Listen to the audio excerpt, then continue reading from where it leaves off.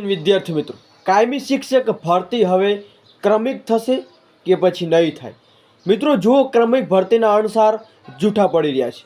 આચાર્યની ભરતી, પરંતુ જૂના શિક્ષકોની ભરતી નથી થઈ. સરકારની ચાલ શું છે મિત્રો, સંપૂર્ણ માહિતી આપવાનું છું. વિડીયો સુધી નિહાળજો, ન કે ફરી આંદોલન કરવાના પણ વારા આવી શકે છે. તો શું અપડેટ છે, આપણે વિગતવાર માહિતી મેળવી.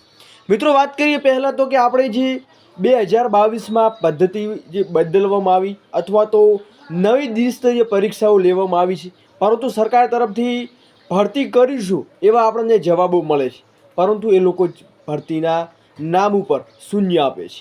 પછી વાત કરીએ મિત્રો, જે ભરતીની પ્રોસેસની જે સરકાર તરફથી આપણને આગોતરી માહિતી આપવામાં આવે છે કે અમે ભરતી છે કાયમી કરીશું, પરંતુ ફરી આપણને અહીંયા લાડવો આપવામાં આવી રહ્યો છે.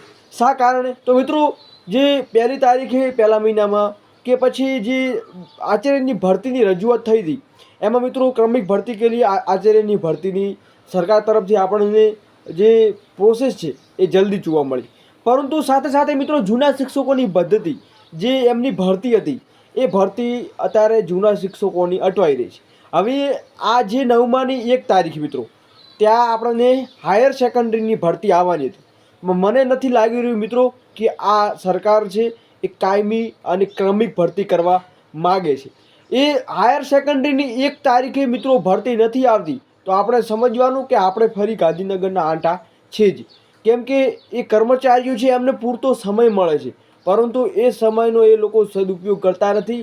અને આપણે તો ગાંધીનગરના આંટા લખેલા જ છે, એ મિત્રો ખાસ ધ્યાનમાં આપવું. કેમ કે હાયર સેકન્ડરીનો જો 9/2024માં જો ભરતી નથી કરતા, તો આપણે વાત ભૂલી જવાનું કે એ લોકો અગાઉની ક્રમિક ભરતી કરશે.